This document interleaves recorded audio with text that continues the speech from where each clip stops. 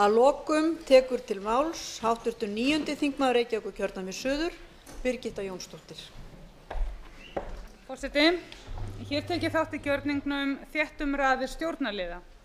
Hvernig má skapa traust í brotnu samfélagi okkar? Ég held að vantraustsyfirlýsing sett fram af vanhugsun og sérhagsmunum sé ekki til þess fallið. Ég á í engum erfiðleikum eða vandræðum með að lýsa yfir vantrausti á þessari ríkisstjórn og meðan ég að því þá vil ég nota tækifæri og lýsa yfir vantraust á Sjálfstæðisflokkinn. Forseti, ég skora á þing og þjóð að fylgja sér samfélagssáttmálann okkar sem mun endurspeglast í tillögum stjórnlagaráðs. Ég skora á okkur öll að gera allt sem í okkar valdi stendur til að hefja hér alvöru uppstokkun á kerfinu og beita okkur fyrir réttlætismálum eins og afnám verðtryggingar, segja skilið við AGS, upptöku nýs gjaldmiðils og setja fram alvöru tölur lágmarksframfærslu og fylgja þeim tillögum. Kreppan er nefnilega rétt að byrja. Það er ekki hægt að réttlæta halda áfram á þeirri braut sem við erum á nú. Forseti, ríkisstjórnin heldur sennilega velli og hún mun halda áfram á þeirri vegferð sem hún hefur verið á síðan hún tók við þessu erfiða búi.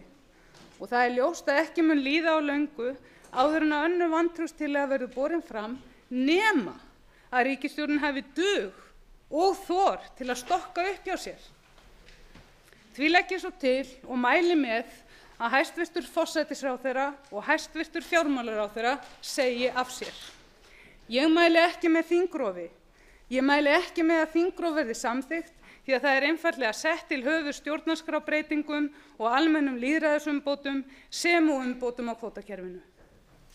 Já, frú forseti, það er nú þannig að ég er með óbragð í munnunum Já, það er með óbragð í munni sem ég stend hér og ég stend frammi fyrir þeim valkosti að ef ég sit hjá, þá er ég að styðja núverandi ástand og ef ég samþykki vantraust, þá er ég að taka þátt í örvæntingafullum leikþætti formanns Sjálfstæðisflokksins. Hvorugur kosturinn er mér ásættanlegur, því höfum við farið fram á að atkvæðagreiðslunni vantraust verði skipt í tvennt. Kosið verður vantraust sérstaklega og síðan þingrofið 11. maí. Utanþingsstjórn gæti verið langskynsamlegasti kosturinn ef svo ólíklega vill til að vantrauststillagan verði samþykkt. En þingrof er eðlilegra í samhengi við þjóðaratkvæðagreiðslur stjórnarskrárbreytingar en þingrof er alls ekki tímabært núna.